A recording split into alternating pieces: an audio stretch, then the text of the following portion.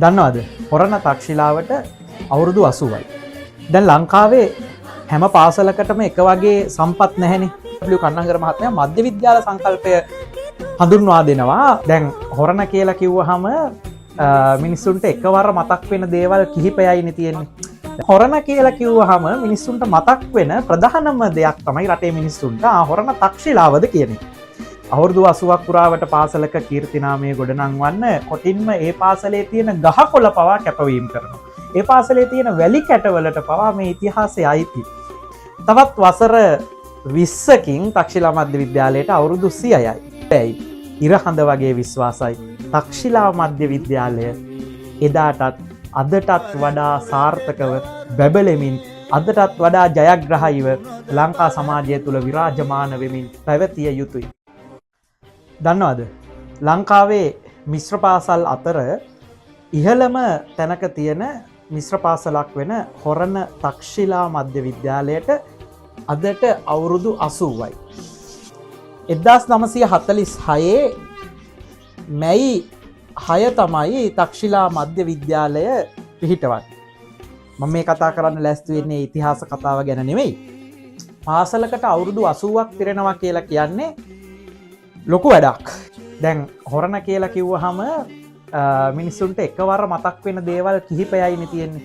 දැන් හොරණ කියලා කියන නගරය එහෙම නැත්නම් මේ ප්‍රදේශය ගත්තහම අර විශේෂ භූගෝලීය හෝ පුරාවිද්‍යාත්මක හෝ ඓතිහාසික වැදගත්කමකින් යුතු ජාතික ජාත්‍යන්තර වශයෙන් වටිනා ස්ථාන බොහෝම සීමිත.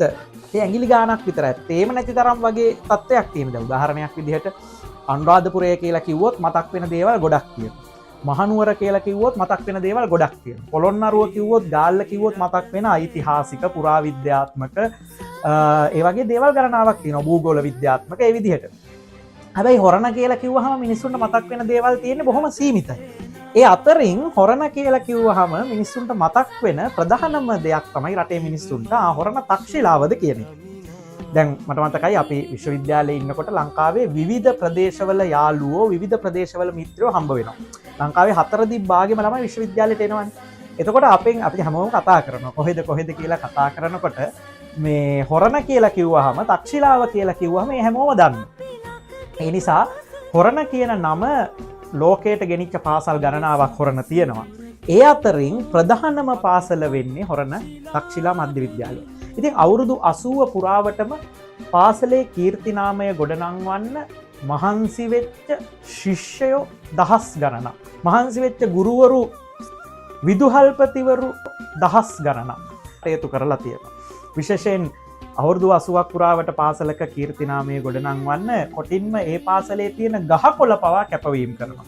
ඒ පාසලේ තියෙන වැලි කැටවලට පවා මේ ඉතිහාසය අයිති. ඒ නිසා මේ අවුරුදු 80ක් පිරෙන වෙලාවේ මේ පාසල වෙනුවෙන් මහන්සි වෙච්ච සියලු දෙනාවම සිහිපත් කිරීම යුතුයකමක් වගකීමක්.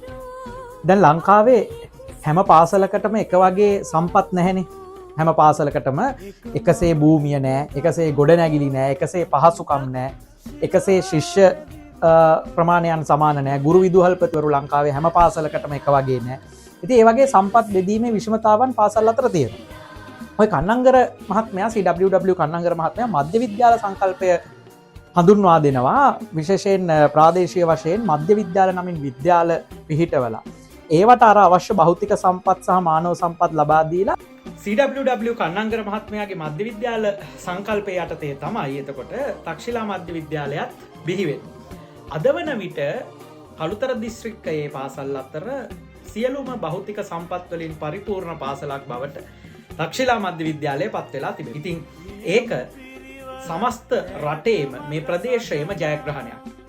ලංකාවේ පමණක් නොවේ ලෝකයේම විවිධ වෘත්තිකයින් මේ අවුරුදු 80 පුරාවට තක්ෂිලාවෙන් නිර්මාණය වෙලා තියෙනවා.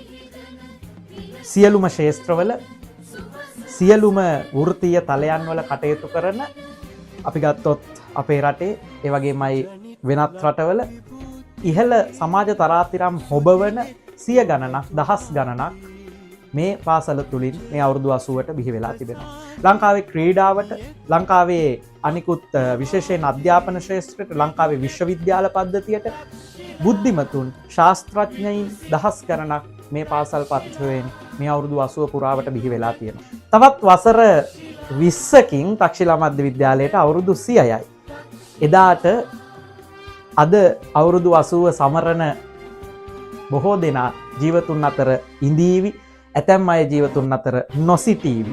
හැබැයි ඉරහඳ වගේ විශ්වාසයි තක්ෂිලා මධ්‍ය විද්‍යාලය එදාටත් අදටත් වඩා සාර්ථකව බැබලෙමින් අදටත් වඩා ජයග්‍රහීව ලංකා සමාජය තුළ විරාජමාන වෙමින් පවතීවි සහ පැවතිය යුතුයි. ඉතින් ඒ නිසා වර්තමානයේ පාසල ඉගෙන ගන්න අය වගේම අතීතයේ පාසල ඉගෙන ගත්ත අපිත් සියලු දෙනාමත් මේ මොහොතේ තක්ෂිලා මධ්‍ය විද්‍යාලයට වසර 80ක් කිරීම පිළිබඳ බොහොම ආදරයෙන් අභිමානයෙන් සිහිපත් කළ යුතුමයි.